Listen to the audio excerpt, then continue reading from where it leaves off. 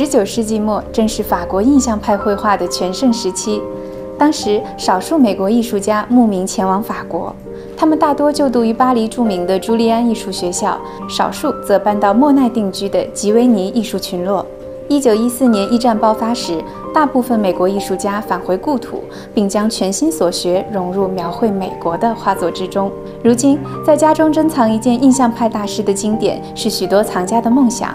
而如何去品鉴、甄选，也就成为了大家最关注的话题。So here we are at Debra Force Fine Art on New York City's Upper East Side. Debra, you established the gallery in 1999 and you specialize in American arts from the 18th to the 20th century. I know in the past 20 years you have placed important art in over 70 museums in the US. That's correct, yes. I'm very happy to be here and have this great opportunity to admire some of the most exceptional examples of American Impressionism. Well, thank you so much for having me today. So today we're going to be looking at 3 examples by American Impressionists. The first painting we're going to see here is by Theodore Butler, and he's quite an interesting person as well as artist. He was born in Columbus, Ohio, and like most artists of different parts of the country, he migrated to New York and studied at the Art Students League with William Merritt Chase, who was one of the premier American Impressionists in this country. But as I mentioned, he had the yen to go to Paris, and he studies with a well-known artist there named Carolus Duran. Within 2 or 3 years when he was there, his work was considered so of such quality that he was actually in a Paris salon where he received honorable mention. Carolus Duran had introduced him to Claude Monet. He had the hankering to go to Giverny to meet Monet. Monet was rather a difficult person in terms of not wanting to camaraderie with these young American upstarts. He didn't want to get to know them, but he was very taken with Theodore Butler. Butler ended up marrying his stepdaughter Suzanne, who was also one of her stepfather's favorite models. The piece that we're seeing here is actually the church, the Catholic church in Giverny, and it was a very famous landmark that was painted by numerous artists. Monet and his first wife Suzanne were married there, and so this was done within a few years after their marriage, and the painting was done in 1896, and so perhaps it's to commemorate that happy event. Butler had the honor of being an exhibitor at the Armory Show, which was an international exhibition of modernism that was held in New York in 1913.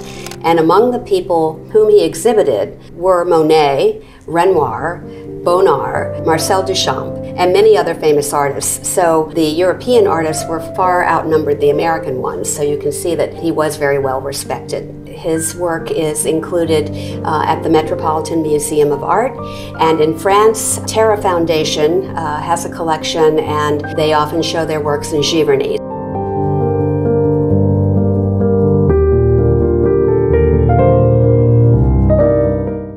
This is such a remarkable painting. Here we see an idealized young woman resting in a lavish garden.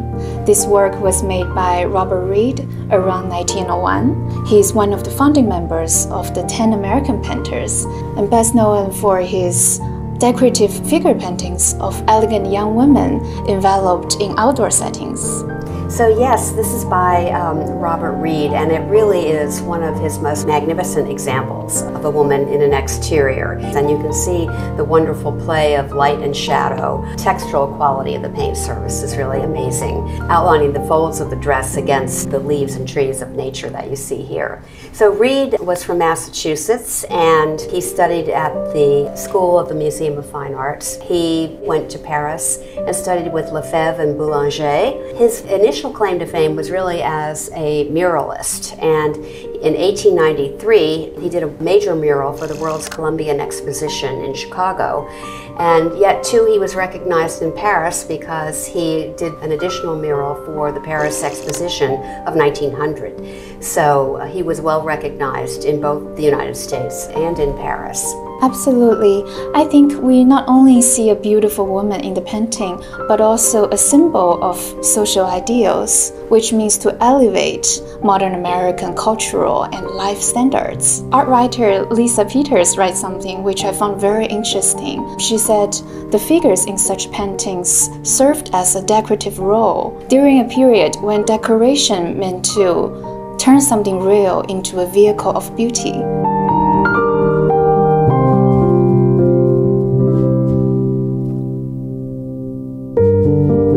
This is such an unusual painting because it's double-sided.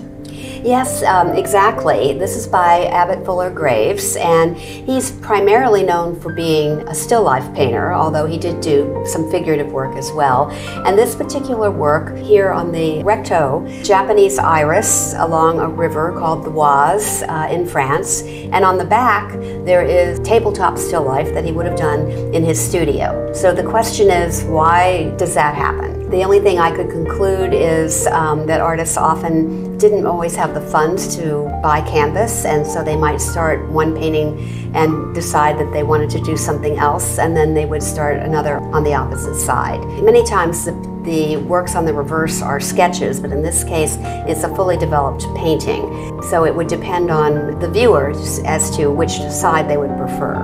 We happen to admire this particular side of the picture because it's a very free-form still life. You can imagine that the artist was walking along the river. He happens upon these Japanese iris and is so taken with their colors and the vibrancy of the light and shadow that he's witnessing that he captures it in a very spontaneous moment. It's less stylized. It's something that has much more freedom. The work on the reverse is not as pastel in its tonality or palette. It's a very competent work. It's more of a staged setting that many still life artists use all the time in their studios. He studied briefly at the Massachusetts Institute of Technology. Of course, went to Paris. He was exhibiting in Paris salon exhibitions all the time, and in terms of the notoriety he received, the critics agreed that any of the still life painters from America, he was clearly the best of the group. Collectors' interest in American Impressionism is continuously growing. In the last 10 years, major art institutions such as the Denver Art Museum, the National Portrait Gallery in London, and the Phillips Collection in DC held important exhibitions showcasing this wonderful American artist.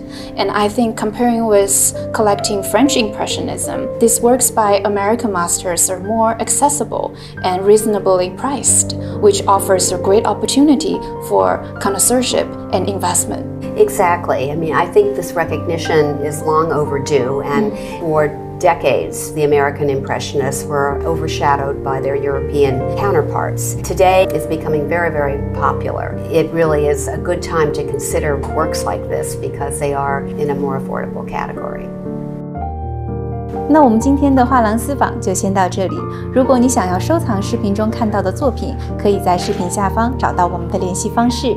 如果你喜欢本期的视频，别忘了点赞、评论、收藏、转发。我们下期见啦！